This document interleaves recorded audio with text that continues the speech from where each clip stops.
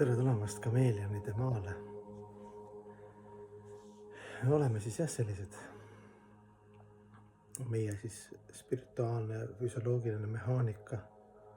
Seda seletatakse päris hästi lahti igal pool, kvantfüüsikas ja transcendentaalsed pühakirjad ja pühakud. Et meid suunatakse siis tegevustesse ja sellistesse märkamistesse ja kokkupuudetesse asjadega, mis meie teadvust tõstavad, see on nagu kultuur. Praegu on ka taustaks igavikuline aspekt, öeldakse, et suured pühamehed kuulavad seda ummi kogu aeg. Universumi ummi. Kõik on ju vibratsioon. Ja universumi vibratsiooniga läbib siis või universumit läbib siis see igavikuline Üks siis ka siis avaldumisi Satchitananda, igavik teadmised, mõndsus, igaviku aspekt. No ja siis sul on nagu mõte ja mõte ongi see kameelion. Et ühiskond pakub meile siis, see madalkultuur pakub meile siis kokkupuuteid nende asjadega, mis suurendaks meie hirmu, iha ja kadedust. Kõik seal, show business, muusika, uudised, filmid, seksuaalhälbed suurendaks meil ainult kehalist kontseptsiooni, ihasi ja hirme ja sõjahirmud ja majanduslik hirm. Ja midagi sa teha sinna, kuhu sa oma pilgu ja peenkeha pilgu suunad, siis kohe pärast seda tuleb ka tunne ja emotsioon. Ta nagu mõjutab kõige otsesemalt. Öeldakse, toit muudub teadust kõige ja peenkeha mõjutab kõige otsesemalt. Kui sul on vägivald ja keemia ja ebatervislik toit, eks ju, siis tere mitte ainult tervis, aga ka vaimne tervis. Füüsiline tervis, ka vaimne tervis. Sisemine üksinduse tunne ja ahastuse hirm ja kõik, see suureneb.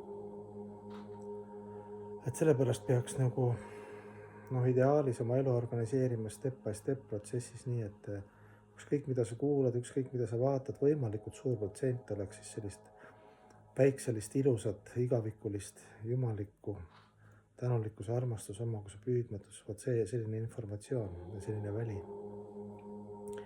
Seda muud on ka ja on vaja muidugi eluga kursis olla, aga seda peaks protsendi nagu miinimumi, et lihtsalt umbes, et minu vaimne õpetaja ka, et ta nagu korraks vaatab, mis toimub et siin maailmas, et päris nagu, kui ta juba siin elab, eks ju, siis mingi informatsioon peab olema.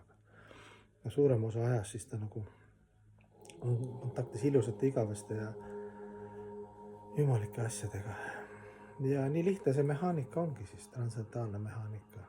Niimoodi loodus toimib, me ei saa midagi teha sinna. Me oleme väike osake ja lahutamatu osake ja kõik mõjutab meid ja iga sekund, iga hetk ja iga värv ja lõhn ja maitse ja suhtlus ja meedia ja selle tulemina on see minu tunne. Ma tunnen ennast üksikuna, hüljatuna, jõuetuna, loodusetuna, vaesena, koledana, rumalana.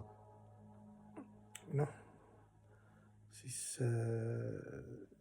see tekitab selle, et mul ei ole jõudu lihtsalt elada, ma olen käega. On olemas muidugi, me rääkisime ka eelmine klipp, et vaimne depressioon, kui sa saad aru et kui sa panustad nagu igavikulistele ja ilusatele asjadele, siis tegelikult tekib automaatselt siis ükskõiksus nende ajutiste asjade vastu. Sa saad aru, et nad on jumalikud, see on jumalik energia, sa kasutad need vaimsetele eesmärkidele, aga sa ei panusta nende asjade peale. Oma lõpliku õnne suhtes nagu, et mingi rahvus või kuulsus või partei või mingi, ma ei tea, ükskõik seal. Kõik need välised šaktid, mis siis materiaalmaailm võib meile pakkuda illusoorselt, mis seal oli siis seal. Võid oma iluga üritada lüüa, siis kuulsusega, siis jõuga, siis tarkusega, hästi tark, siis loobumuslikkusega. Nendega üritad nagu lüüa ja iseendale siis seda tühja kaevu täita. Aga need asjad, mis hinge täidad, on hoopis teised asjad. See palju see on või kes sa oled või see nagu üldse ei puutu asjasse. Palju pühakuid, kellel on ühtegi õpilast, elasid eraldatud. ja nad olid, neil ei olnud midagi materiaalses mõttes. Inimesed käisid sadadena kõik seal nagu õnnistusi küsimus ja seda elusaladust, et kuidas te suudate olla nii armastuses ja nii ühenduses, eks ju. Suured rikkad inimesed. No ma ei hakka nüüd pühakud on palju olnud, et nende elulugusid praegu siin ümber rääkima, aga see on huvitav teema, et dokumentaalselt on tõestatud, mis tähendab kõrge teadus ja siis meiesugune teadus.